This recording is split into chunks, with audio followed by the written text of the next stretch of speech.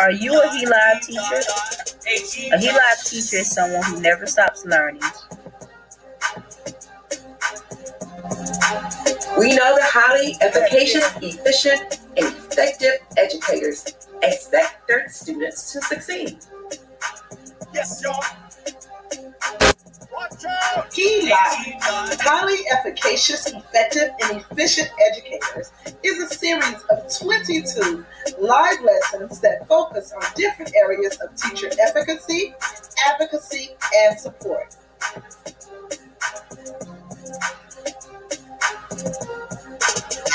L.I.V.E teacher brings fun into the classroom. L.I.V.E teachers bring excitement to the classroom. They welcome change into their classroom. They are masters of the subject and the content that they teach. And most importantly, they never stop learning. So again, I ask, are you a L.I.V.E teacher? We're excited that you can join us, and stay tuned for our upcoming L.I.V.E lessons. And we look forward to learning and growing with you. Thank you.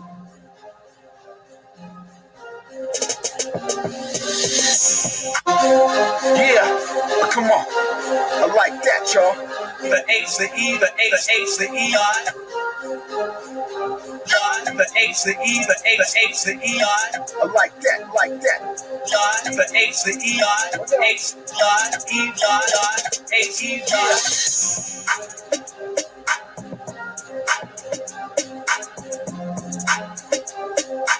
Heck yeah.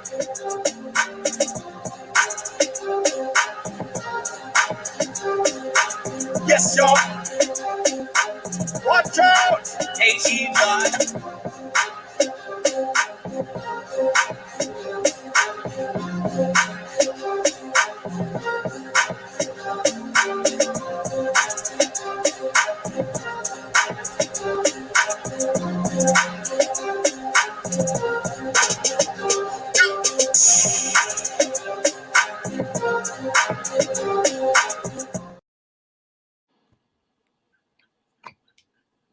Hello, hello, hello. Welcome, everyone. We're so glad to see everyone here. Good evening. I'm Lavetta Levels, and I bring you greetings from Dallas, Texas. Welcome to the L.I.V.E Summer Learning Series, where our goal is to inform, empower, and encourage educators, families, and all those that have a stake in education. Whether this is your first time joining us, as if you've attended other sessions before, we want to thank you for your presence and your ongoing participation, because we want to learn and grow every night, and tonight is no different. Where are you watching us from? Hey, everyone, I see Atlanta, Georgia's here, Texas, California, we see you, DC, we see you.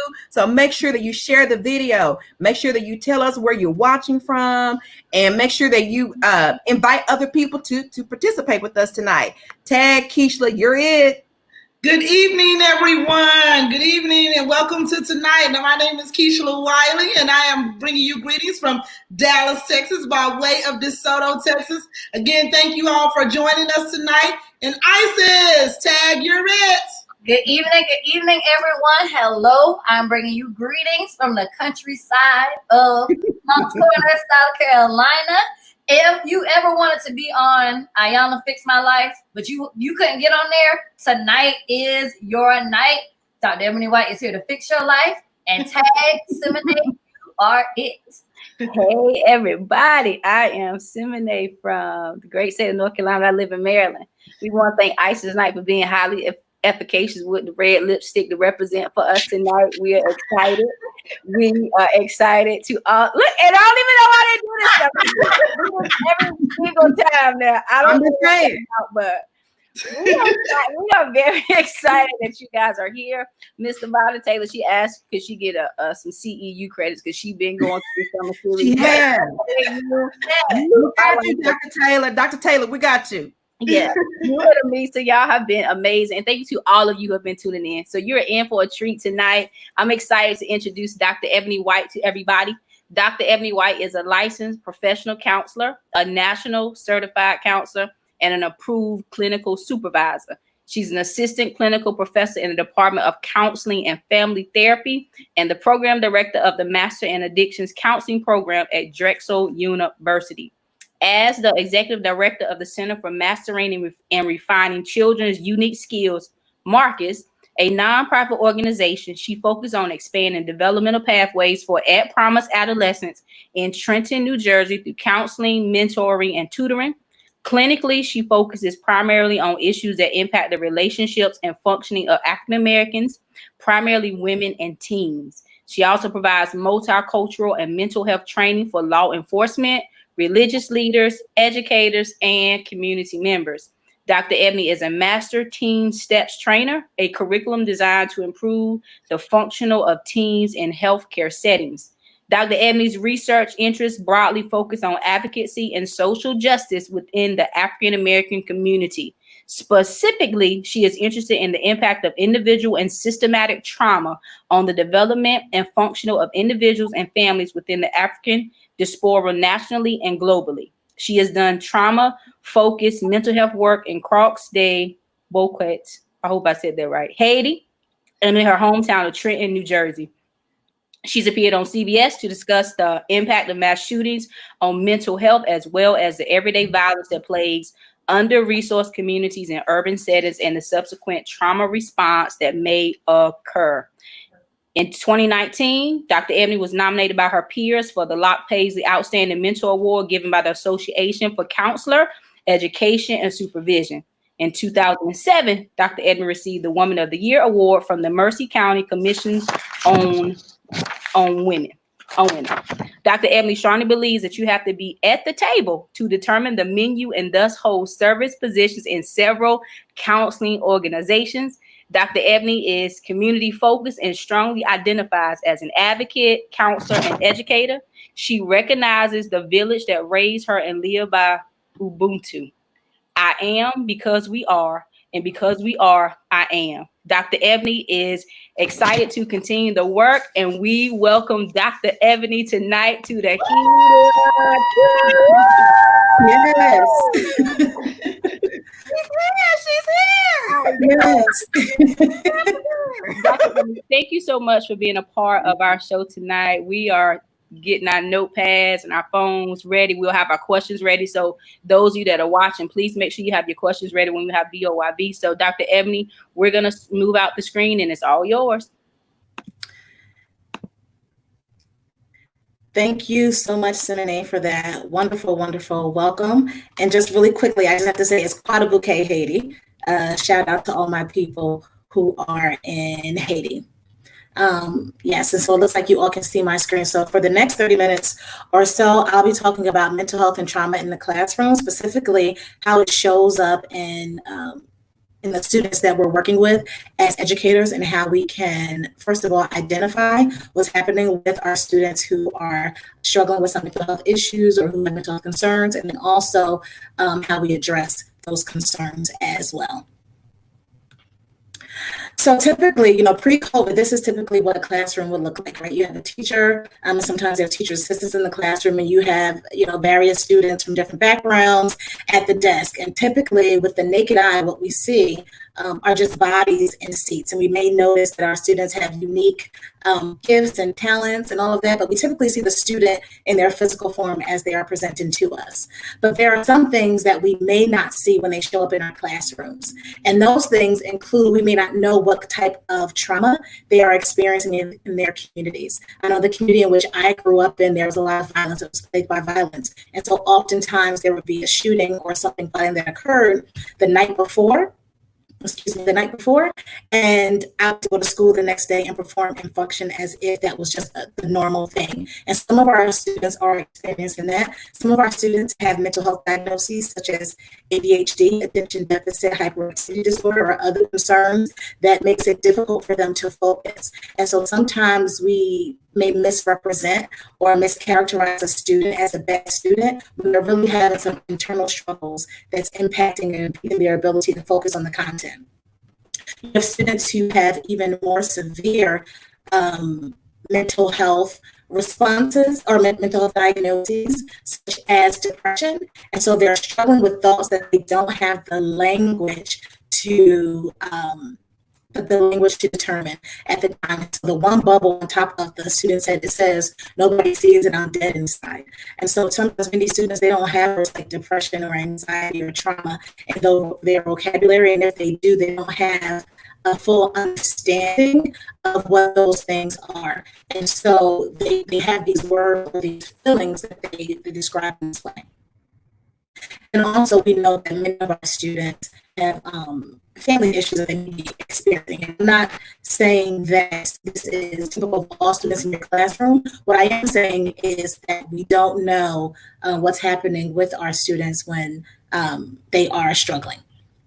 And so now we are faced with online education given COVID, right? And so given COVID, now teachers are going to be behind their screens, or teachers have been behind their screens educating students. And whereas when they're in the classroom, it may be easier to pick up on some of the issues and some of the concerns that they are experiencing behind a screen, that can be a little bit more difficult. And so everything that I am discussing today, I want you to think about the context of COVID now behind it, and how that might present a barrier or obstacle in the way that you teach, in the way that students learn as well. And so here are just a couple of things that I'm going to cover today. So of course, recognizing signs and symptoms of mental health issues, right? I know that we know the common phrase that our people suffer from a lack of knowledge. Sometimes behavior is misrepresented because we don't understand what's happening with our students. And so I want to make sure that I present you with some signs and symptoms of mental health issues that you can look out for in the students that you are working with. And I understand that it's going to be a little bit more difficult now given COVID and not knowing how that's going to impact how we're educating our students. Secondly, I never leave my audiences without any strategy. So of course, I'm going to teach some effective strategies to work with students who may be experiencing mental health issues. And of course, I'm going to define that in a few seconds. Also, understand and identify specific ways racism and discrimination impact mental health. Although this is something that has been extremely relevant for a very, very long time, I think that this has been amplified given the other pandemic, the racial pandemic that is alive and well in our country today, that certainly impacts functioning of our students and impacts functioning of our teachers as well. Also discussing strategies for getting support from administrators, and then incorporating advocacy into your educator identity, just talking about what that means, and hopefully encouraging you to do some self-reflection and introspection on how you can incorporate advocacy into the educator identity. And so, first of all, it's important to understand that mental health is a continuum. Oftentimes, when I say the term mental health, if I ask people in the room, when I say mental health to you, what comes to mind? People automatically start talking about mental illness. They'll say, oh, depression, crazy, anxiety. They'll start naming mental health illness instead of talking about what mental health or mental wellness is. So it's important to understand that mental health does not mean mental illness. It is really an assessment of how you are doing and how you are coping. And so because it is a spectrum, it means that mental health is on one end and mental illness is typically on the other end. And what do I mean by that? Mental illness is something that is diagnosable. And so you could be having mental health issues and not be diagnosed with a mental health illness. And so although we have healthy on one end of the spectrum and psychosis on the other end of the spectrum, it's important to know that most people fall in the middle. So most people aren't healthy, mentally healthy, and most people don't suffer from psychosis, which is, delusions of grandeur and hallucinations. Most people struggle right there in the middle, where it says adjustment issues and neurosis. And adjustment issues are really the brunt of what we encounter and what we experience in our lives. And so what are adjustment issues? If you think about any transitions that occur in your life, and particularly if we're thinking about our students, even simply going from 4th grade to 5th grade, or from elementary school to middle school, or moving, things of that nature, those are all adjustments. And everybody adjusts at a different rate, at a different space, at a different pace. Excuse me. And so some students may do well making that transition from elementary school to middle school, while others struggle with that and need more support. And so when you think about any moment in your life that there's a transition, there is not a likelihood, but there's an opportunity for adjustment issues to occur. So we all experience varying degrees of mental health at different points in our life. So what does that mean? Loss is a part of life, right? So we have all experienced loss in some form or fashion. And during loss, some people may exhibit symptoms of depression, right? And so that is a disruption in your mental health and mental wellness. Now, some people are able to cope and carry that loss better than others, or in more adaptive ways than others. However, there is a disruption in your mental health and your mental wellness at that moment. I already said most people fall in the middle, and this point is so important because a lot of times we play this us-them game that really separates us more than it brings us together, right? I'm not crazy like that. I don't have those kinds of issues. And so it's important to understand that although there are risk factors that can result in mental health concerns, given the right circumstances, anybody can become mentally ill. And I mean a diagnosable mental illness, right? So we never know what that flip is and that switches in somebody's mind that we could flip, and all of a sudden they're having issues where they need more support, right? When we think about trauma has less to do with what the incident is and more to do with the response to that incident. So what are some signs and symptoms? And I'm going to try to get through these a little quick because I really want to get to the meat of the presentation. But these are just a list, and hopefully you can see all of those, of signs and symptoms to look out for when working with students, okay? And even if you want to do an examination of yourself as well, but certainly when working with students. And so feeling very sad or withdrawn for more than 2 weeks, if you notice that you're working with a student who's typically outgoing and gregarious, right?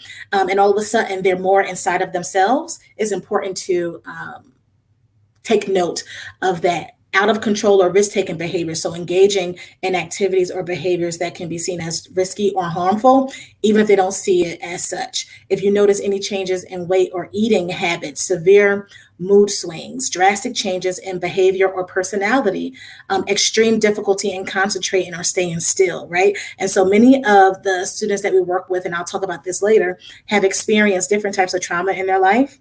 And unfortunately, trauma response can look a lot like a behavioral issue or a behavioral problem. And so it's important to have this knowledge so that when you're working with the student, these students aren't all just being written off as behavioral issues and sent to the disciplinarian, but that we can actually do the work that needs to be done to ensure that they're getting the services that they need. If I need to come back to this at the end where there's a question portion, I certainly will. But here's just a list of things for you to look out for. All right. And so context, as we know, is extremely important. And so these are the things that impacts development. And so not just identity development, personal development, right? All these things impact human development. And these are all the systems that impact human development. And on here, I define what each of the systems are: microsystem, mesosystem, exosystem, and macrosystem. And as you can see, that macrosystem is that larger system of written and unwritten rules that filter down and impact every single system beneath it. And so that means that racism impacts how I develop as an individual, impacts how I see myself as an individual. It impacts how I show up in the classroom. It impacts even how I think my teacher looks at me or views me in that classroom, because it filters down. So not only are the relationships inside of my home important, the relationships inside of my school are important. The relationships within my community are important. My relationship with government is important. All of these things interact with one another, and it impacts functioning and development. And so why am I bringing that up? It is important to understand that as educators, and I'll make this point again later, as educators, yes, it's important to teach, particularly because of all the policies and things that are in place that are really focused on outcomes. But also it's important to understand that you cannot teach without teaching within that context, without bringing that context within the classroom, because racism is in the classroom, whether we talk about it or not. Family issues are in the classroom, whether we talk about it or not. And so it's important to have these spaces within our educational system where we can address the whole student and support the whole student while we are providing education. Oh, and then the chronosystem, excuse me, I left one out, is the passage of time. So the process of time, how does that impact people? And so here is one strategy. I'm going to provide two. Here is one strategy to help foster not just positive relations with students, but also help foster positive identity development in the students that we are working with, right? And so there's a strategy called positive youth development, and it has 5 prongs. It has 5 prongs, and they are competence, confidence, connection, caring, and character. And all 5 of these things are really important, but I just want to focus on 2 today. And those 2 are connection and caring. And I'm seeing that people are writing on the bottom that connections are key, and they really, really are. I'm glad that you all have already picked up on that. And so connection. How can you develop a connection with your students and support your students, particularly those who may be struggling with various issues as you are working to educate them, right? And so it's important to familiarize yourself. And I know that many educators already do this, but it is important to familiarize yourself with your students if you can. And I suggest and I urge you to do so before you step into that classroom, whether that is a physical space or an online space. Try to get to know something about your students and learn about your students, their families, and their communities before you go into that classroom. And so for students who already have been identified as students who need more support, read those files before the start of the year, okay? If there's a 504 plan, an IEP, red flags that have been developed, know that about your student before you go into the classroom. And so sawubona is something that I talk about often, and it really just means I see you. And I know that I always say this in my presentations. I always talk about this because I hold it near and dear to my heart, and it is so important. I had a session today with a client who said they did not feel seen. Being seen is so important. And how do you see students? First, you have to, give respect. Respect their culture, their values, and respect them as equal to yours. A lot of times when we go into classrooms, we have, these values that we were raised with ourselves, and we like to place them onto our students. Now, I'm not saying change yourself and change how you manage a classroom. What I'm saying is it's important to know where your students are coming from, what they value, what's important to them, and what moves them. And so even if their behavior is destructive, recognize that it is adaptive. One of my favorite psychologists, Dr. Thomas Parham, he always says that an abnormal response to an abnormal situation is a normal response. And so if you are thinking about the world that we are living in today, which is completely crazy, if you ask me, and people are having a myriad of responses, most of those responses are valid, even if they seem destructive, because the situation in itself doesn't make a lot of sense. And so it makes sense that the response also doesn't make sense. So also remember that their actions, their behaviors might be a normal response to the situation. And so even if it's not the way that you respond to the situation, given your social location, it may be normal where they come from in their community, within their home. And so it's important to understand that. Also, with just generation X, Y, Z, all the different names, loyalty is top priority. And so they have to feel like their teachers, their educators are there and have their back. So these are just some of those things that they live by: family over everything, right? That loyalty is just so important to them. And Ubuntu, as was read in my bio, is also important in order to see students that I am because we are, and because we are, therefore I am. You cannot be an effective educator if you see yourself as separate from your students. You cannot be an effective educator if you see yourself as separate from your students. You have to understand that you are connected to them and they are connected to you, and also treat them and educate them and support them as such. And so with their relationship, if you make a promise, an assertion, if you tell them something, you have to stick by your word and make sure that you live up to it, because it builds trust. And students will do anything, almost anything for you if they trust you. There's a common saying that says, people don't care how much you know until they know how much you care. And that is very, very true. And also, whoever is important in their lives, the relationships, parents, guardians, make sure that you try to develop and maintain relationships with them, and not just for negative things. I know some educators, sometimes we struggle with reaching out consistently and only reach out when we have a problem to report. And so that it doesn't serve the relationship well, not just with their parents and guardians, but also with the student. Also, make sure you're approaching guardians in a respectful way. And the first time you speak to them should not be to tell them that something is wrong with their child. Caring, and this is just, it's very connected to connection, right? And I saw this pop up earlier. Relationship is key. The relationship is key. Like I said earlier, you can get students to do almost anything for you if they trust you.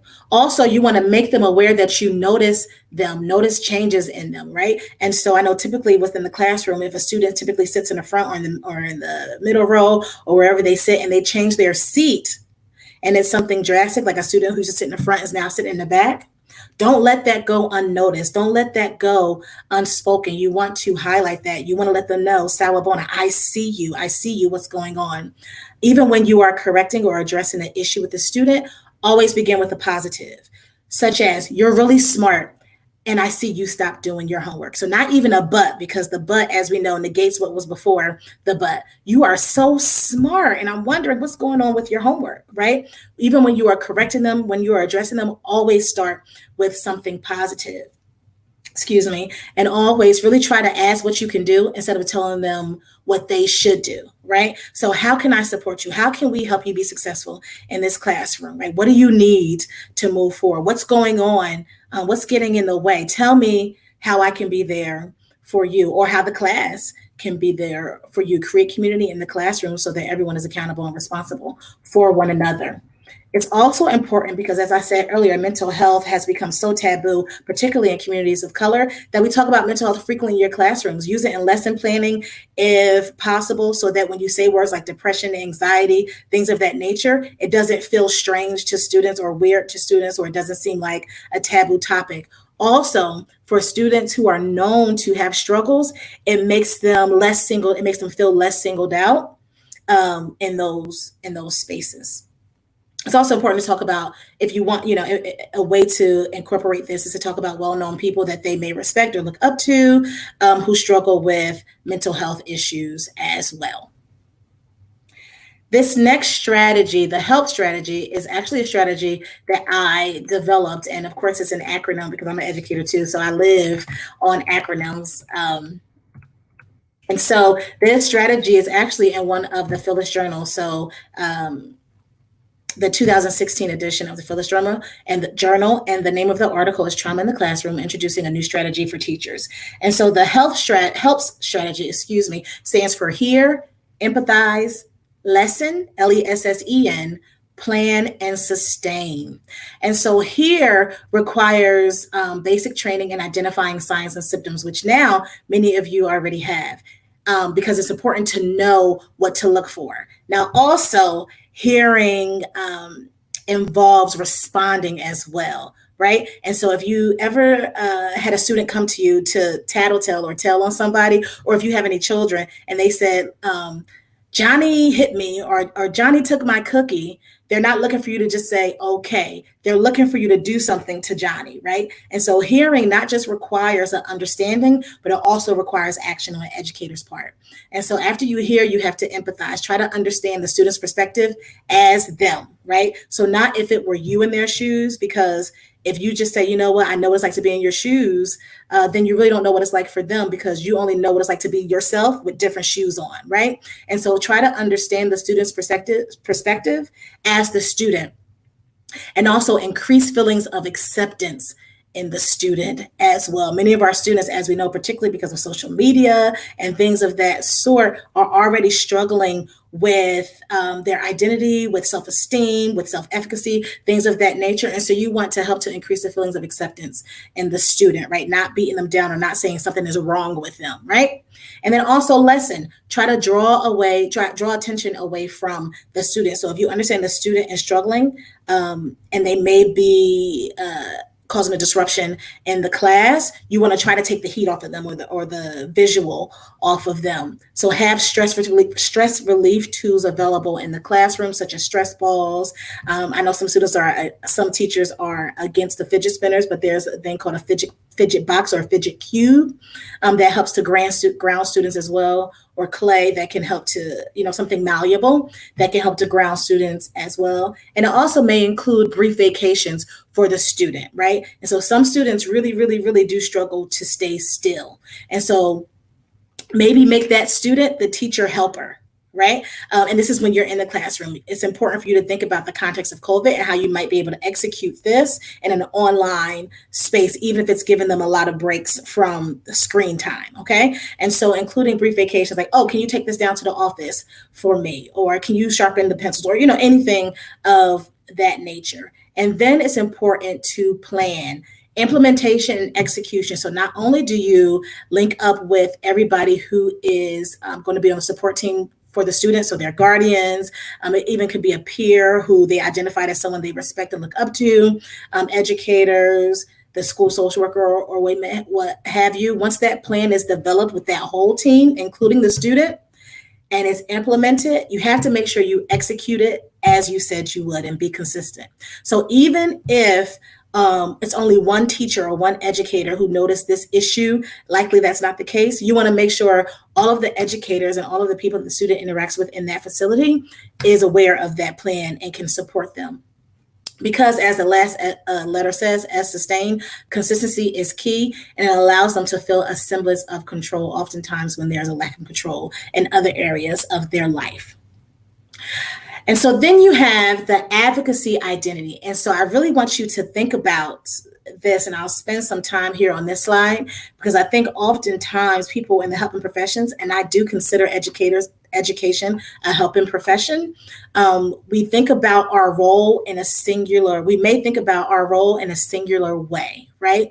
And so it is important to understand that as a part of our role, we have to take on an advocacy identity. Right? So I'm not just a therapist. I'm a therapist who advocates. I'm not just an educator. I'm an educator who advocates. I'm not just a nurse. I'm a nurse who advocates, right? So how do we incorporate this advocacy identity into our identities as educators, as school psychologists, as principals, right? I'm not just a principal. I'm a principal who advocates. And so educator role has often been limited to the classroom. And as I said earlier, I know that there has been a lot of policies and craziness that has really pushed teachers to teach just to test instead of teaching to educate. And so it's important that we open up what it means to be an educator, right? As if we don't already ask you to do enough, but open up what it means to be an educator, right? How can I support the whole student as an educator? So teaching material, yes, that's one part of the role, but remember, relationships are key. And building relationships along the hierarchy are what's going to result in affecting change within your various school systems or wherever you are working, right? And so not only is it important for you to have community relationships with the students and their families, right? It's important for you to have relationships with your peers and with the administrators in your school as well, right? Because those relationships are going to be what pushes change forward. And so, yes, it takes courage to advocate. And I think now more than ever, we need that courage in our systems. And so it's important to not just teach to educate or teach to test, but also teach to empower. And so I was able to get through that. I saw that I had some time running out. And so hopefully I made the time queue, but hopefully I was able to give you some information, some knowledge that you'll be able to take with you as you go back into your classrooms, whether that is in a virtual space or in a face-to-face space, or as you return to whatever role you have that involves working with our students. So thank you for your time today. And I hope that was meaningful and you learned something. Thank you. Dr. Ebony, you did an amazing job. And sometimes I always like, why I get with the presentation that makes me want to cry, because as an educator, there was a lot of things you said that really touched me, especially about the behavior where we don't know, what's going on with them and we think it's a behavior problem. So it's like, this was an introspective look at me as an educator, going back to the school and making sure that I'm an advocate. So I sincerely appreciate it. I took lots of notes. I couldn't write fast enough. So when you have another session, I'm going to sign myself up because I need this. So thank you so much, guys. If you see her website is scrolling at the bottom. Please reach out to her. Look at her resources, because this is a wealth of knowledge. And as an educator, sometimes you feel like, oh my God, there's just more to know. But the more we know, the better advocates we really can be for students, and the better we can be as teachers. So thank you so much.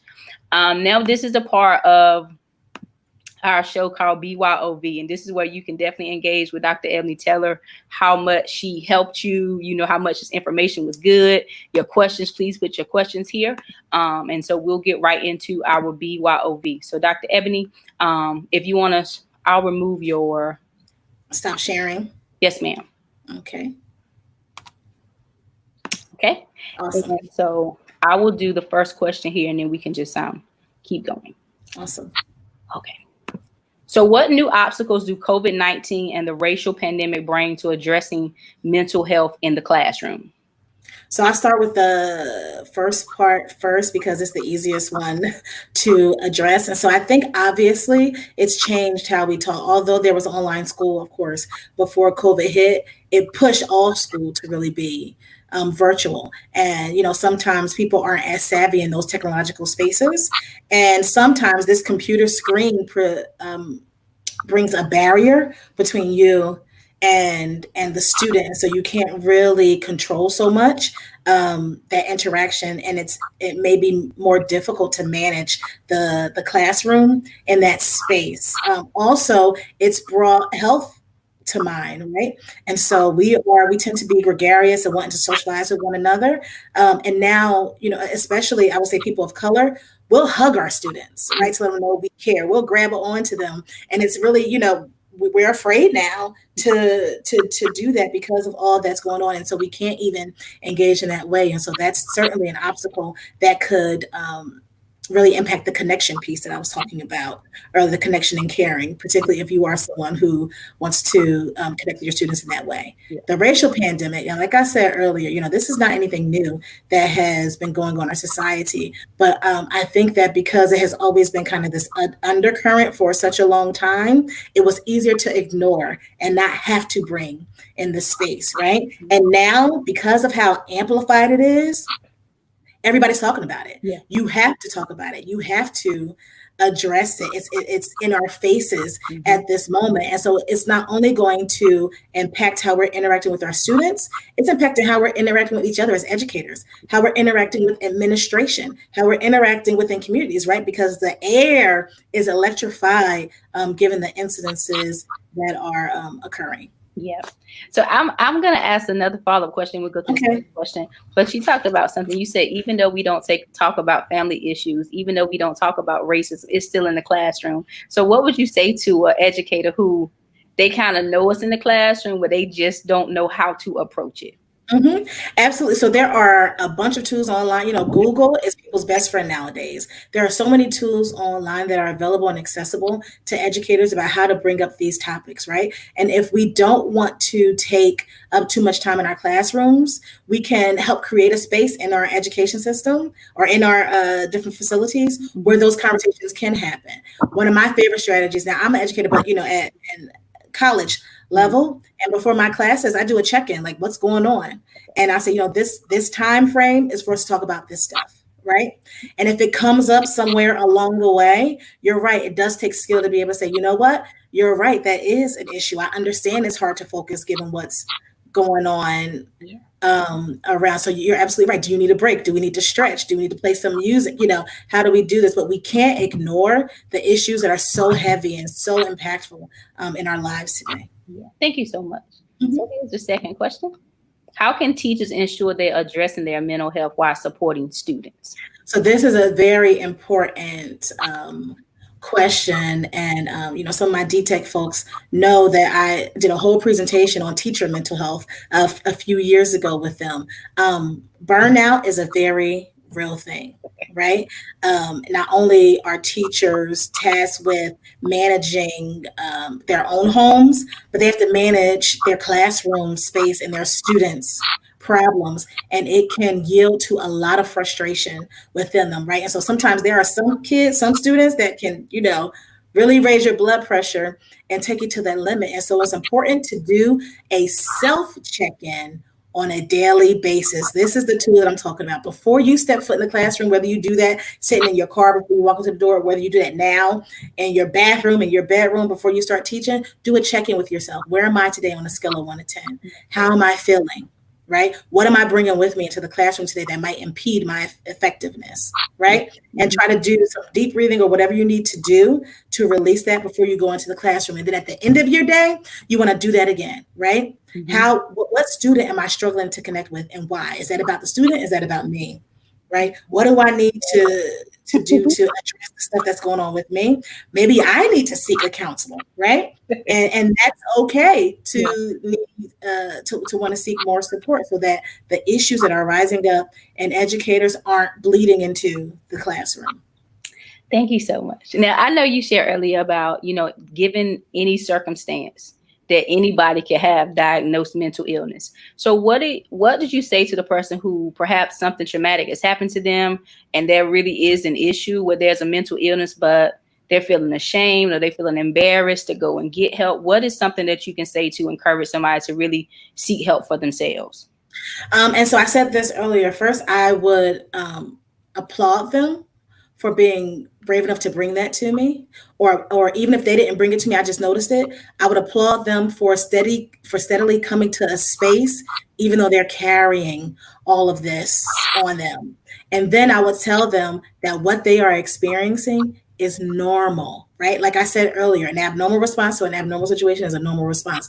What you are having is a normal response to the situation, to what's going on. And then I would say, what do you need from me? How can I support you? And if they don't know, as an educator, you know, have those resources ready. You know what? I can connect you to boom, boom, and that. Do you need me to talk to your parent? Do you need me to talk to your, right? I can connect you and send you to, or get you hooked up in the right space. And for some people, I think about, you know, I'm a church guy, I grew up in a church, and I remember doing altar calls. Some people who wanted to go up were afraid to go up, and a buddy would go up with them, right? You can say, you know what? Do you need me to drive you? Do you need me to go with you? If that's, you know, an option, do you need me to help you set up the appointment? Or is it okay if I connect you with somebody who could help you with that? Just be there, be present, and always start with how do you need me to support you? Wow, that's good. That's good. Thank you so much. And the last question, and I'll turn it over to Miss Lavetta. So at the beginning, one of the things you told us about connecting is looking at the child's curriculum folder or folders before school happens. What if, you know, a teacher is not able to get that information? What is one other way that you think we can connect with prior to school starting?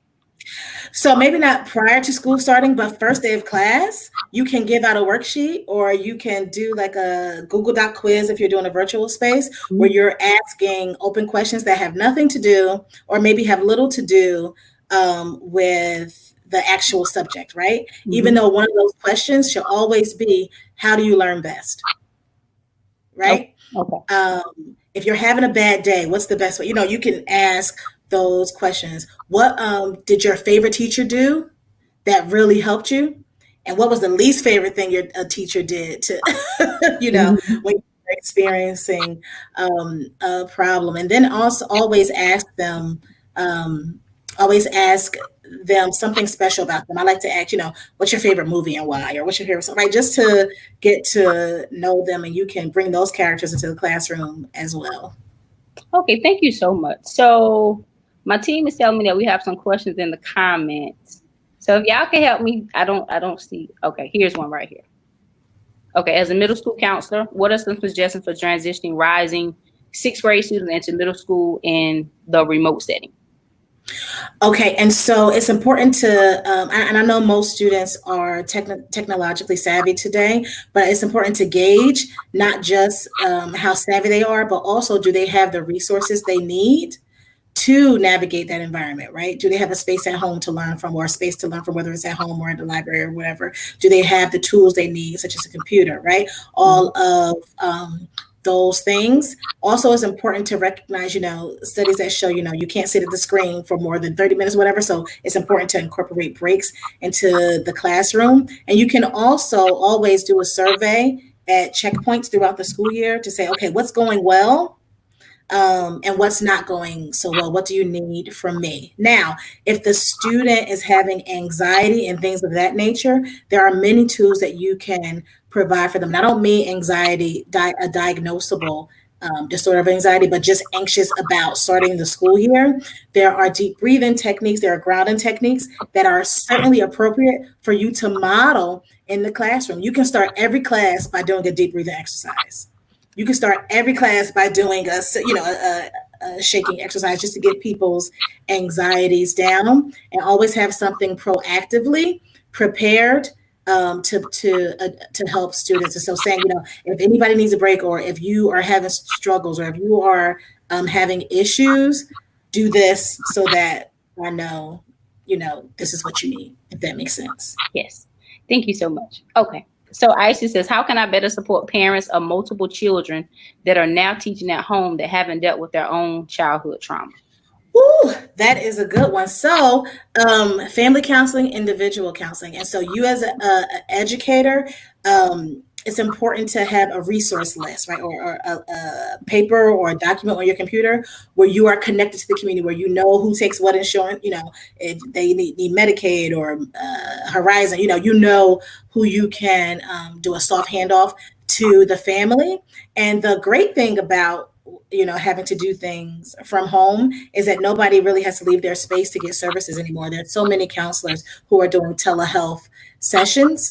And then there's also organizations that can help with childcare and things of that nature for low cost. So really it's about knowing what resources are within the community to assist the family. And then if you have a relationship, or if you have developed a relationship with that parent, gently encourage, like, you know what, you are doing, again, start positive. You are doing such a good job dealing with these kids, particularly if you have your own stuff going on. How can I support you?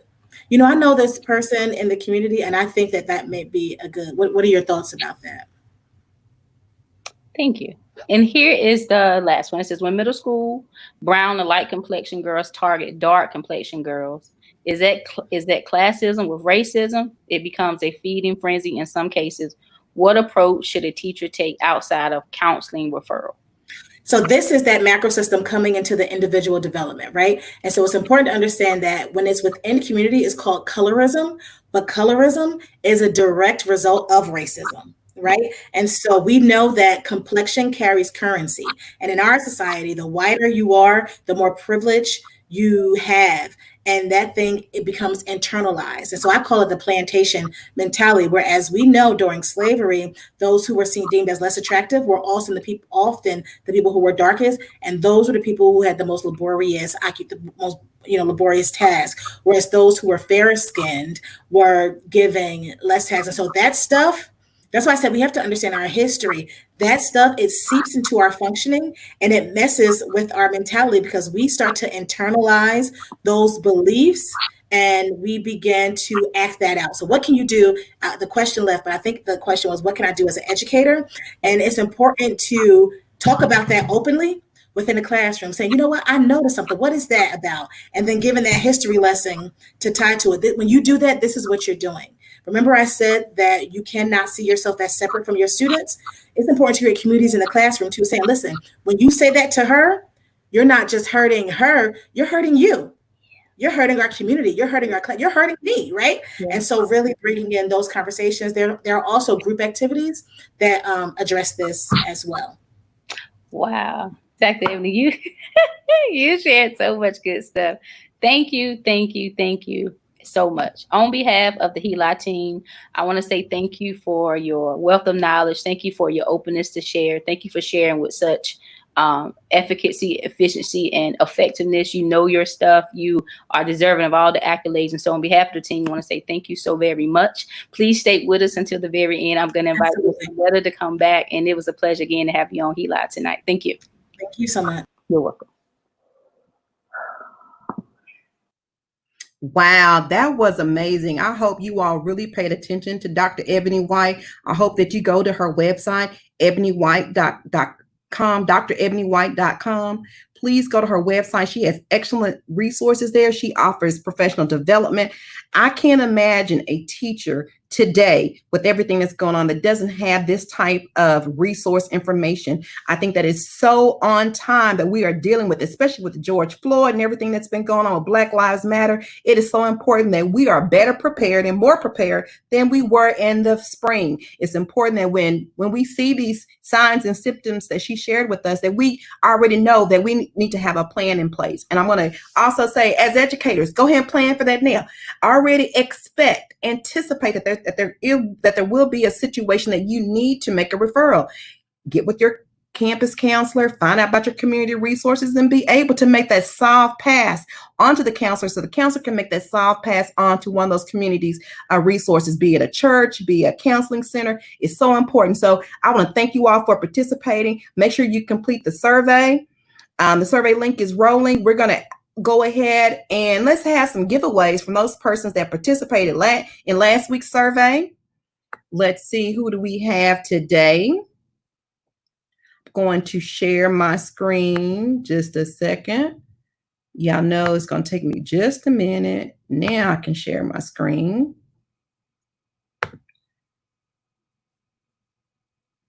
Well, I thought I was ready. Give me just a minute, y'all.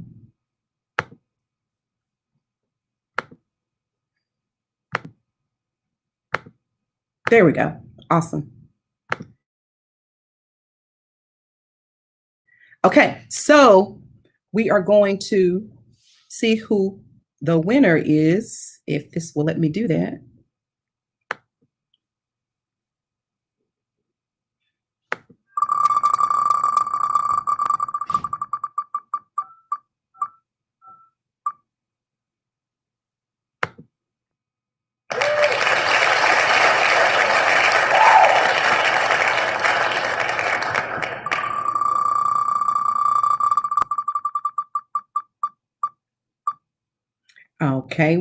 Okay, Valerie Morgan. So Valerie is our first winner from last week. Congratulations, Valerie. And let's see who the next one is.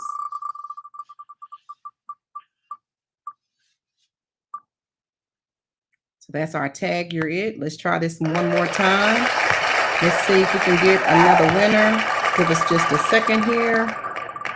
Let's get a winner. Oh,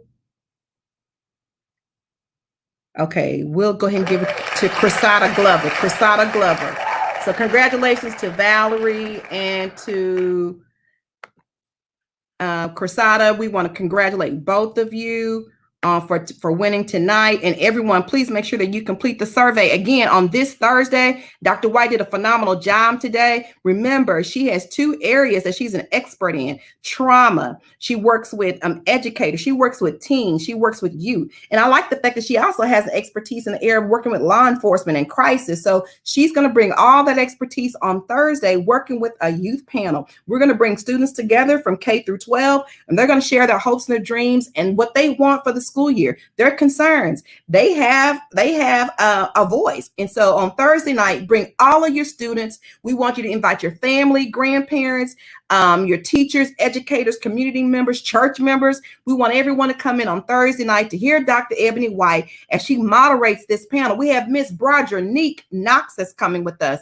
Mr. Braxton Lee, Miss Morgan Lee, Mr. Cutie himself, Mr. Joshua Bowens, and Mr. even more cute himself, Mr. Caden Barnett Rush. So Thursday is going to be a phenomenal evening. Make sure you invite everyone, share the video, and thank you for participating. Let's bring the He-Live crew back up. Everybody come back. Again, we want to thank Dr. White, and we thank everyone for participating. Good night. Bye. Have a good night. Good night. We gotta fight against them, but we need numbers. We need to show up at school board meetings. We need to show up at county commissioner meetings. We need to have someone on the agenda to talk and know what they're talking about to advocate.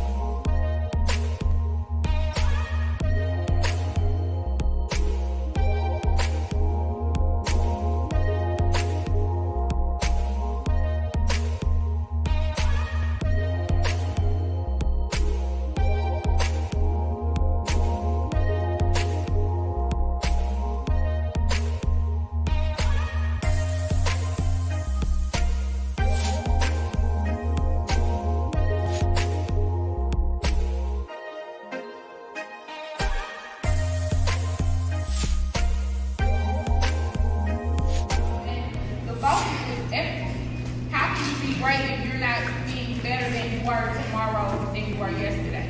So that's the whole goal, just to be better, to come with the new knowledge, come with the new awareness.